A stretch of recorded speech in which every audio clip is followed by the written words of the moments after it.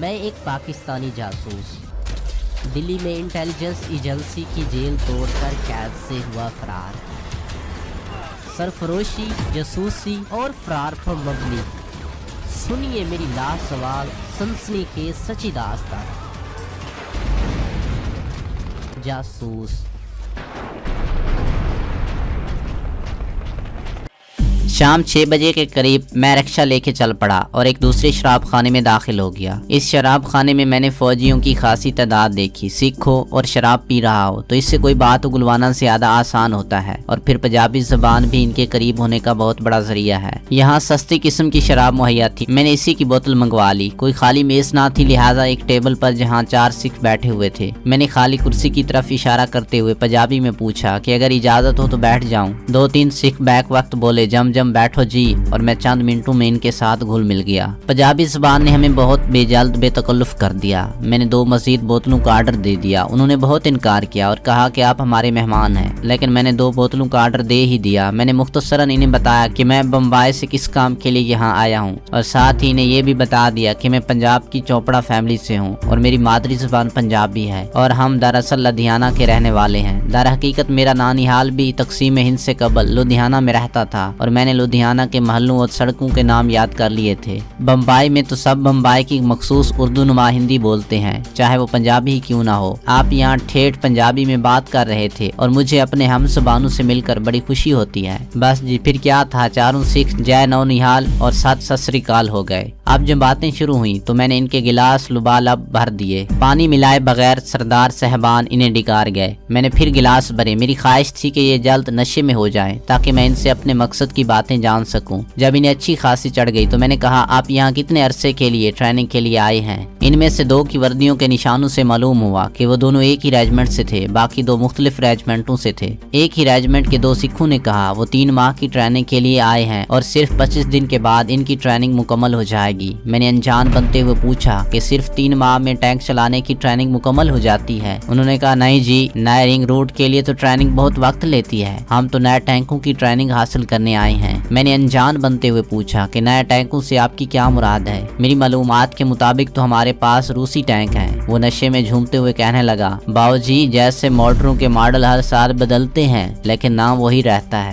اسی طرح سال 2 سال بعد نئے قسم کے ٹینک بن جاتے ہیں۔ میں نے کہا ہمارے پاس تو روسی ٹی ٹینک ہیں۔ وہ کہنے لگا بے شک ہمارے پاس ٹی سیریز کے ٹینک ہیں، اور اب نئے ٹی سیریز کے ٹینک آئے ہیں۔ شراب کے نشے میں اس نے ٹی سیریز کے نئے ٹینکوں کے نمبر بھی بتا دیے۔ میں نے فوراً ہی یہ نمبر ذہن میں محفوظ کیے اور گفتگو جاری رکھتے ہوئے پوچھا کہ آپ کیا ٹریننگ ختم کر کے اپنے ریجمنٹل سینٹر میں جائیں گے یا چھٹی پر گھر جائیں گے؟ جواب آیا کہ پہلے ریجمنٹل سینٹر میں جائیں گے اور پھر وہاں سے جہاں ریجمنٹ ڈپلائے ہوگی۔ میں نے کہا سردار جی، چاہے کا کاروباری آدمی ہوں، مجھے آپ کی بات کی سمجھ ہی نہیں آئی۔ میں خود کو بھی نشے میں چور ثابت کرنے کی کوشش کر رہا تھا تاکہ میرا کوئی سوال انہیں شک میں نہ ڈال دے۔ اسی سکھ نے کہا، بھولے بادشاہو، ہر انفینٹری ڈویژن کے ساتھ 1-2 ٹینک ریجمنٹس ہوتی ہیں۔ جن انفینٹری ڈویژن کے ساتھ ہماری ریجمنٹ منسلک ہے وہ فاضلہ ہیڈ ورکس کے قریب ہے۔ اس نے مزید سمجھاتے ہوئے کہا کہ آرٹلری والے پہلے ہمارا راستہ صاف کرتے ہیں، پھر کبھی ہم ٹینک والے آگے اور انفینٹری پیچھے، اور کبھی انفینٹری والے آگے اور ہم پیچھے، یوں دشمن کی صفوں میں گھس جاتے ہیں۔ یوں میں نے باقی تینوں سے بھی اچھی خاصی معلومات حاصل کی کہ T-57 کے علاوہ اس سیریز کے جدید روسی ٹینک اور فرانسیسی AMX-13 اور PT-76 ٹینک بھی مغربی پاکستان کے بارڈر پر متعین انفینٹری ڈویژن کے ساتھ منسلک ہیں۔ جو تفصیلات میں نے حاصل کی وہ باوجہ میں یہاں بیان نہیں کر سکتا۔ بہرحال بہت کارآمد معلومات حاصل ہوئی۔ میں نے ان کے کھانے کا آرڈر دے دیا اور رات 11:30 بجے ہم اگلے روز پھر ملنے کا وعدہ کر کے اپنی اپنی راہ پر چل دیے۔ میں نے ہوٹل پہنچ کر ان سب اہم اطلاعات کو اپنے کوڈ میں درج کر لیا۔ یہ میری پہلی کامیابی تھی اور میں بہت خوش تھا۔ اگلی شام مزید معلومات حاصل کرنے کا پروگرام بنا کے سو گیا۔ میں چاہتا تھا کہ اپنی پہلی مفصل رپورٹ ایسی بھیجوں کہ میرے سینئرز خوشی سے اچھل پڑیں۔ اگلی صبح جب میں نے گزشتہ رات کی معلومات کا دوبارہ جائزہ لیا تو مجھے یہ محسوس ہوا کہ یہ کامیابی بہت معمولی تھی۔ میں اب تک صرف 3 ٹینک ریجمنٹوں کے متعلق جان سکا تھا۔ اول تو مجھے ان شرابی سکھوں سے حاصل شدہ معلومات کا موازنہ کرنا تھا تاکہ میری رپورٹ شک و شبہ سے بالاتر ہو، اور اس کے علاوہ سب سے اہم بات یہ تھی کہ مجھے نہ صرف ان ریجمنٹوں کے متعلق معلومات حاصل کرنی تھی جو 71 کی جنگ کے بعد یہاں سے ٹریننگ حاصل کر کے جا چکی تھی، بلکہ ان تینوں ریجمنٹس کے علاوہ وہاں جو دوسری ریجمنٹس ٹریننگ لے رہی تھیں ان کے मुतालिक भी मुकम्मल जानकारी हासिल करनी थी।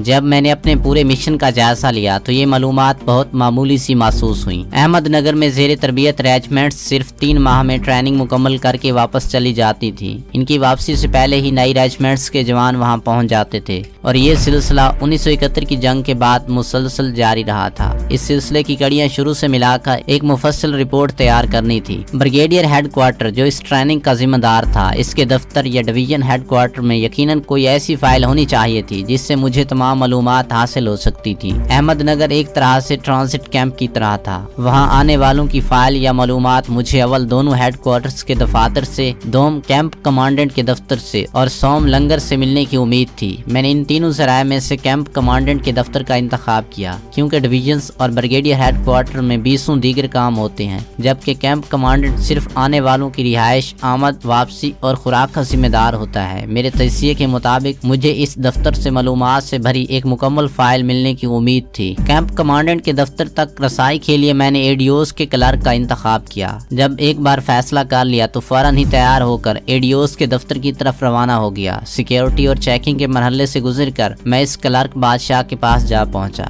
गुज़श्ता रात न मिलने का उज़र ये किया कि तबीयत नासाज थी। एडीओस के दफ्तर में चूंकि मकामी ठेकेदार टेंडर देने, सप्लाई और रकम की वसूली के लिए अक्सर आते रहते हैं और क्लर्क साहबान से दूसरे टेंडर देने वालों के मुतालिक मालूमात हासिल करते हैं, इसलिए ये दफ्तर गैर फौजी अफराद से भरा रहता है। मुझ पर भी कोई शक नहीं कर सकता था, क्योंकि मैं जहरन चाय की फरोख्त के लिए वहाँ आया था। लिहाजा मुतलका क्लर्क से दफ्तरी औकात में मिलने और राब्ता बढ़ाने में मुझे कोई खतरा महसूस ना हुआ। मैं इसके पास जाकर बैठ गया और इधर उधर की बातें करने लगा। मैं मौका की तलाश में था और जल्द ही वो मौका मुझे मिल गया। जब खाने के वक्फे में वो मुझे कैंटीन ले गया, वहाँ हम एक अलग थलग टेबल पर बैठ गए। मैंने इसे कहा कि मैं तुमसे अलहदगी में बात करना चाहता था। मैं अपनी चाय यहाँ बेचने आया हूँ और हरगिज मायूस वापस नहीं जाना चाहता। तुमने मुझसे पहले ही मुलाकात में कहा था कि बगैर रवाबित बढ़ाए और अफसरान को खुश किए काम नहीं हो सकता। मुझे खुलकर बताओ कि यहाँ किन किन को खुश करना पड़ेगा। वो कहने लगा, आप तो जानते होंगे, जहाँ एक चीज की सप्लाई करने वाले कई होंगे तो वहाँ अफसरान की खुशनुदगी तो हासिल करना ही होती है। यहाँ पर एडीओस और डेडियोस के अलावा लंगर इंचार्ज, और मैंने फौरन ही लुकमा दे दिया कि कैंप कमांडेंट को भी खुश करना होगा। इसने इस बात में जवाब दिया। मैंने इससे कहा, ये सब तुम्हारे जिम्मे लगाता हूँ, मुझे लंगर इंचार्ज और कैंप कमांडेंट से मिलवा दो। अगर मैं अपनी चाय यहाँ फरोख्त करने में कामयाब हो गया तो इसका सेहरा तुम्हारे सर होगा और तुम भी बहुत फायदे में रहोगे। ये कहते कहते मैंने 2000 रुपए चुपके से इसके हाथ में थमा दिए। वो पहले तो इनकार कर, लेकिन इसका इनकार महज रस्मी था। मैंने जरा जोर दिया तो इसने वो रुपए जेब में डाल लिए। मैंने इससे कहा कि ये मास पेश की है, तुम मेरा काम करो और मैं यहाँ तुम्हें मुस्तकिल खुश करता रहूंगा। इसने मुझसे सवाल किया कि आपके कहने के मुताबिक आपकी चाय की क्वालिटी बहुत आला है और कीमत कम है। अगर आपको चाय की सप्लाई का ऑर्डर मिल जाए तो आपको सप्लाई बरकरार रखने के लिए लोगों को हर 3 माह बाद खुश करना पड़ेगा। इस तरह तो आपका मुनाफा नुकसान में बदल जाएगा। मैं हंस पड़ा और कहा, ये कारोबारी राज है, लेकिन मैं तुम्हें बताता हूँ कि मैं आहिस्ता आहिस्ता अपनी चाय की क्वालिटी कम करता जाऊंगा और गैर महसूस अंदाज में ये नुकसान नफा में बदल जाएगा। मैंने इसे कहा कि मैं एक बड़े कारोबारी खानदान यानी कि चौपड़ा फैमिली से हूँ और हमें समझाया गया है कि हर काम में फौरी मुनाफा का ना सोचो, बल्कि अगर शुरू में कुछ नुकसान भी उठाना पड़े तो उठा लो, क्योंकि यही नुकसान बाद में बड़े मुनाफे में बदल जाता है। गर्जिया कि मैंने इसे इसी तरह ज़हनी तौर पर अपने काबू में किया कि इसने मुझे इसी वक्त लंगर के इंचार्ज और कैंप कमांडेंट से मिलवाने की हामी भरी और मुझे लंगर की तरफ ले गया। तो दोस्तों, ये थी हमारी आज की एपिसोड। उम्मीद करते हैं कि आपको हमारी कहानी पसंद आई होगी। जाने से पहले इस वीडियो को लाइक कीजिए और शेयर करना मत भूलिए। कमेंट करके हमें बताइए कि आपको हमारी वीडियो कैसी लगी। और अगर अभी तक आपने इस चैनल को सब्सक्राइब नहीं किया तो इस चैनल को सब्सक्राइब कीजिए और बेल आइकन दबाकर ऑल नोटिफिकेशन ऑन कर लीजिए।